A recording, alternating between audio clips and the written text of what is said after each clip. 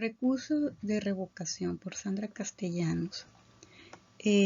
Voy a hablar sobre este juicio. Voy a presentar los conceptos de recurso de revocación. El recurso de revocación es un medio de defensa administrativo opcional para los contribuyentes contra de violaciones de actos y resoluciones de las autoridades fiscales, es decir, que a través del mismo se vigila la legalidad de dichos actos y resoluciones.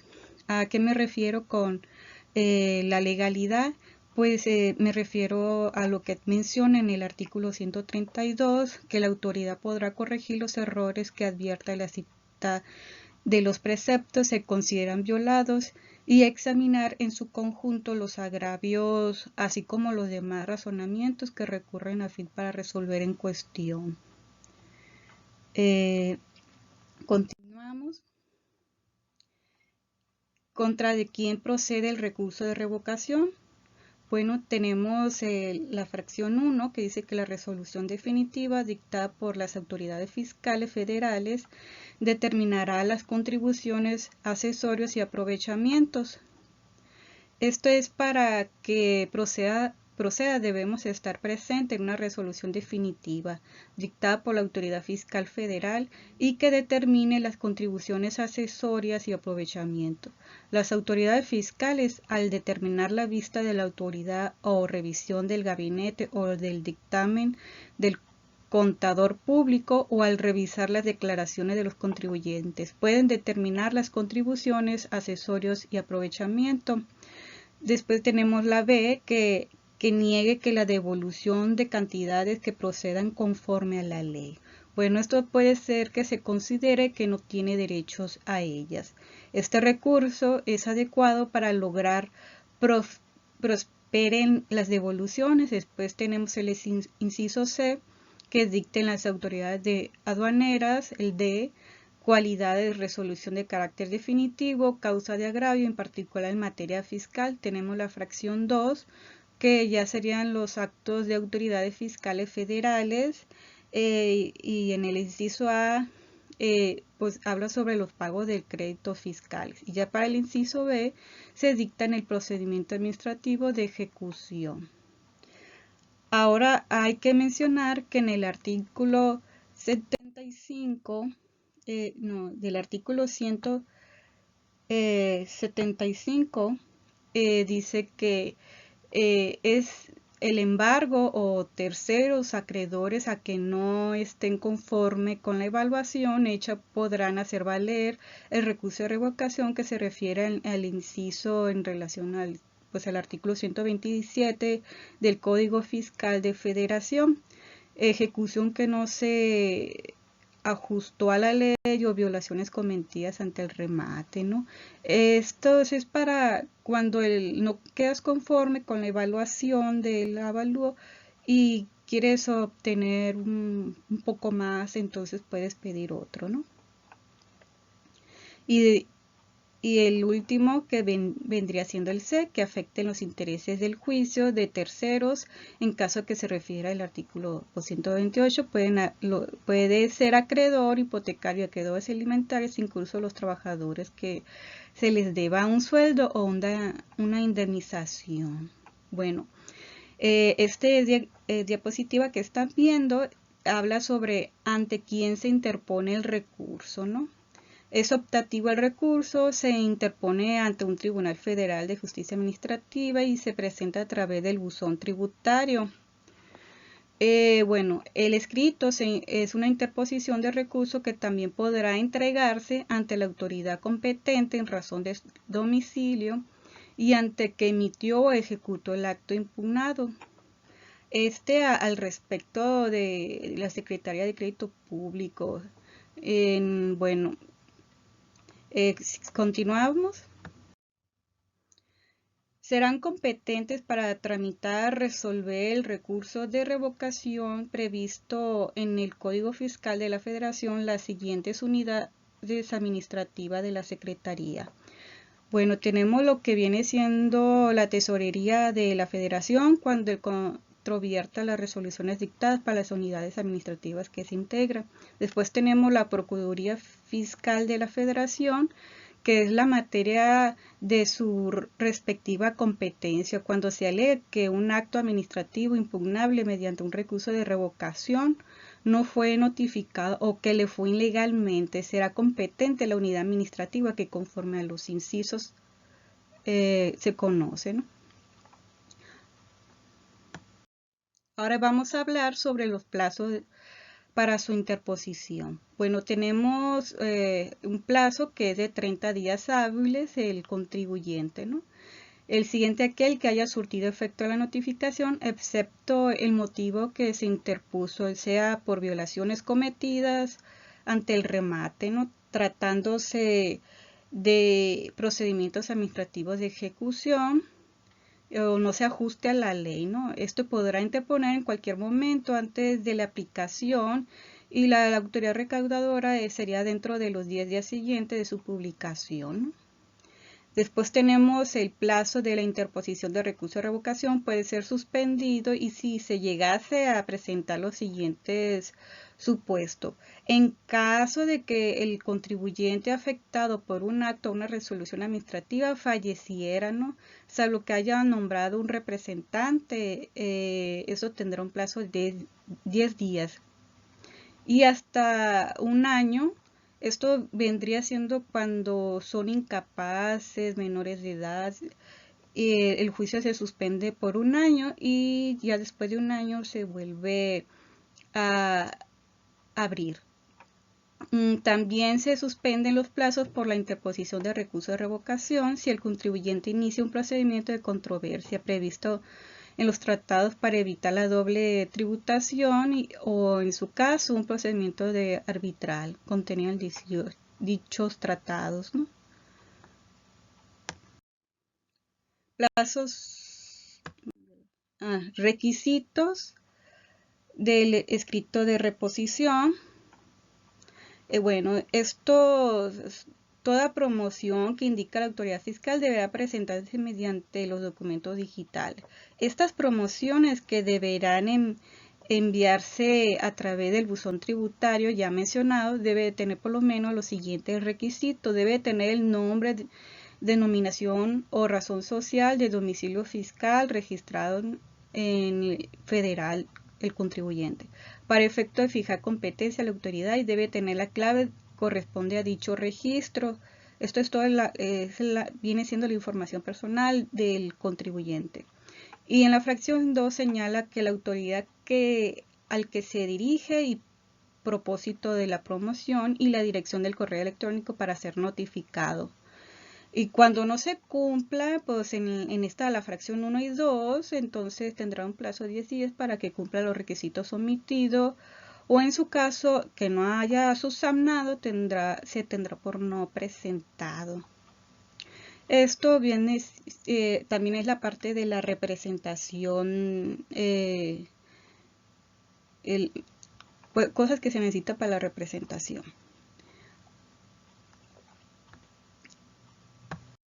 Ahora hablemos sobre los requisitos del escrito de interposición.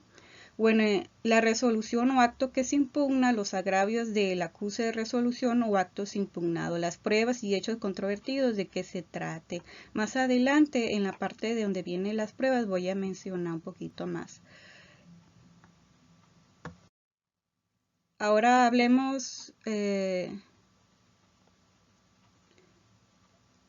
requisito de inscrito del escrito de interposición.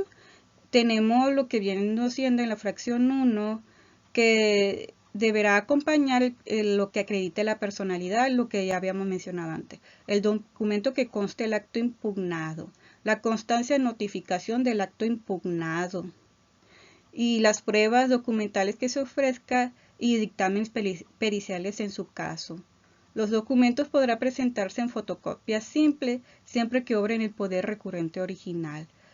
Si este no lo llegara a tener, pero sabe dónde se encuentra, lo tiene que señalar, ¿no?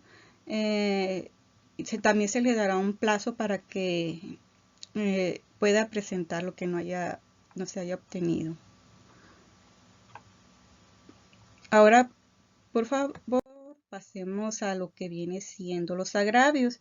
Aquí tengo lo que viene siendo la definición Aquí Altamirano define que en la materia administrativa fiscal, considerado que agravio es la lesión o lesiones o afectaciones jurídicas de la que se duele el gobernado y que invoca o hace valer al impugnar o controvertir un acto o una resolución de la autoridad fiscal. También tenemos una segunda definición de agravio, que es la inexacta aplicación de la ley o la inobservancia de la ley.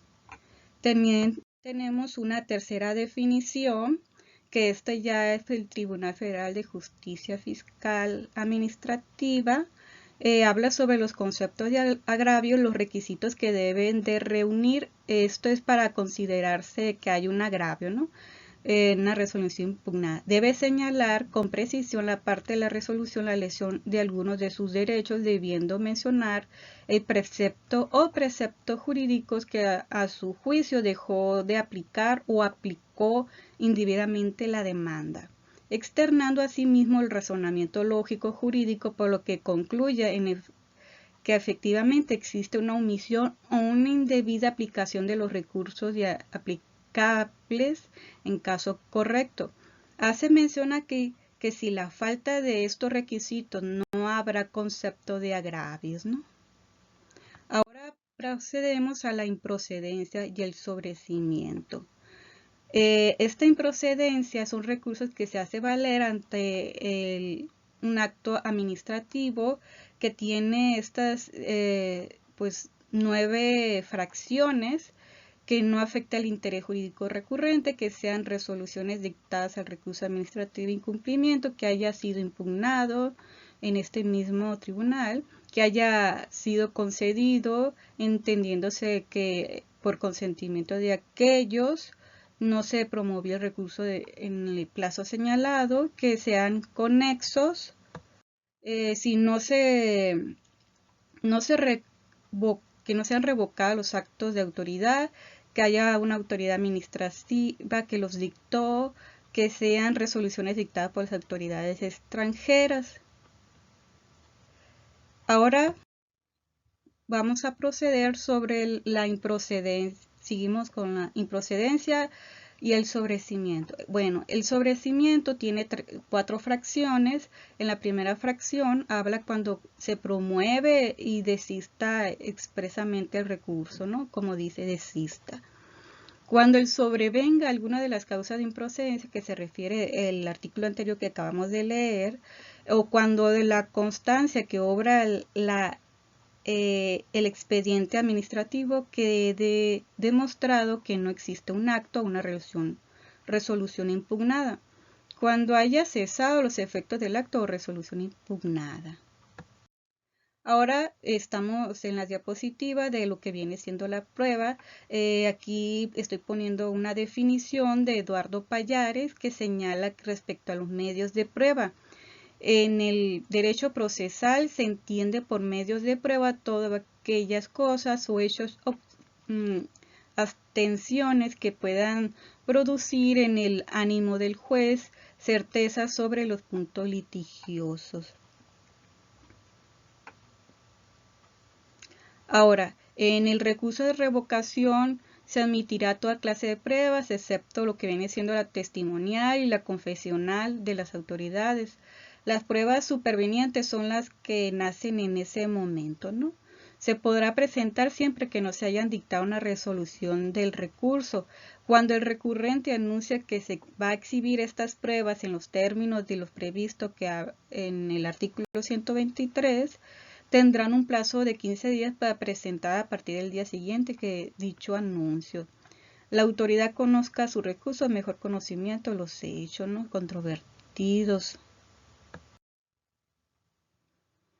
Para tramitar el desahogo, la valoración y las pruebas ofrecidas admitidas serán aplicables las disposiciones legales que rijan para el juicio contencioso administrativo, a través que se pueda impugnar resoluciones con el fin de recurso de revocación. Las pruebas tendrán por presentarse en el momento de la interposición del recurso. Las pruebas tienen 3 momentos, se ofrecen en el escrito y después se presentan en ese momento y después viene el desahogo. Ahora pasemos. ¿Qué pruebas admiten? A falta de disposición expresa, se usará el Código Federal de Procedimientos Civiles. En el artículo 93 del Código Federal de Procedimientos Civiles, la ley reconoce como medios de prueba la confesión, los documentos públicos, los documentos privados, los dictámenes periciales, el reconocimiento y inspección judicial, los testigos, las fotografías, escritos, notas taquigráficas y en general todos aquellos elementos aportados por los descubrimientos de la ciencia y las presunciones. Aquí estas presunciones son las que utiliza la autoridad. Se usa el juris tantus, que es la prueba contraria para desvirtuarla. O sea, la puedes usar para desvirtuarla.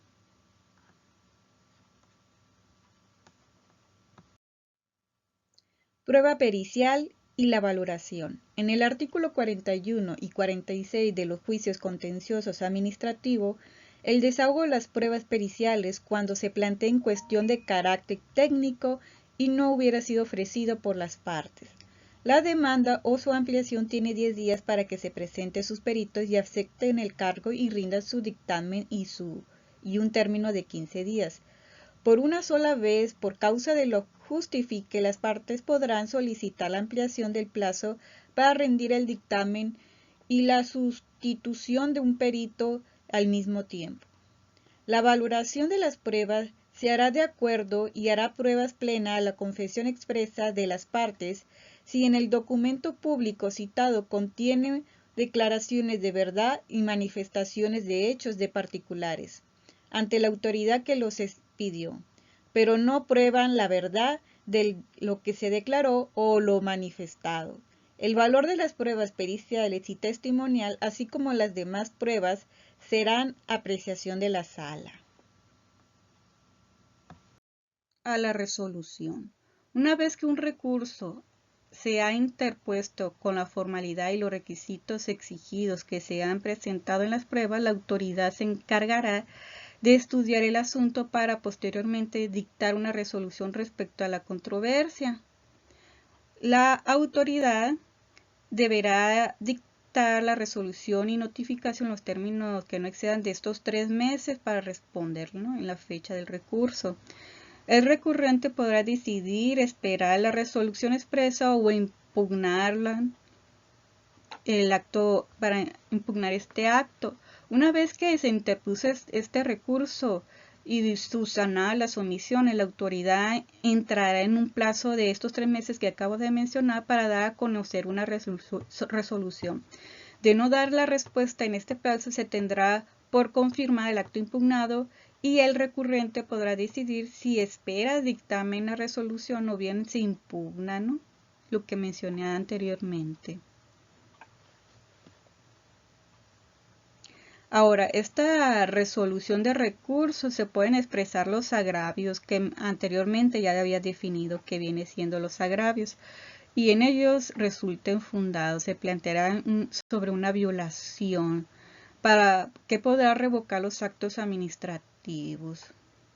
Lo que quiero mencionar en los últimos del artículo 130 y 132 al que hago mención es que se prevé la forma en que habrá de valorarse las pruebas aportadas, o la violación que el afectado esté en aptitud y deben impugnar el juicio contencioso administrativo federal, en fin de que se advierte y valore la ilegalidad que se aduce, como señala en la parte final del cuarto párrafo del artículo 50 de la Ley Federal de Procedimientos Contenciosos y Administrativos, que no se podrá anular o modificar los actos de autoridades administrativas no impugnadas de manera expresa en la demanda. Y hago mención del artículo 122 porque el recurso de revocación se interpondrá por escrito, el cual recurrente expresará la resolución o actos impugnados, los agravios que le acuse de resolución el acto impugnado, así como las pruebas y los hechos contributivos que se trate.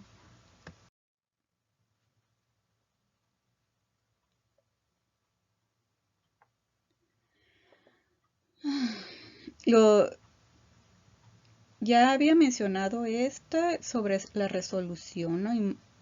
Sobre modificar, la resolución al fin del recurso se podrá desechar como improcedente y tenerlo por no interpuesto o sobreseerle en su caso. Bueno, esto es cuando los requisitos del escrito no lo acompaña el plazo señalado, se desechará el recurso y se va a hacer efectiva la fianza otorgada por las garantías y obligaciones fiscales del cargo de terceros. En la fracción 2, cuando confirma el acto impugnado, es porque la autoridad del acto impugnado de ser infundado es insuficiente o improcedente.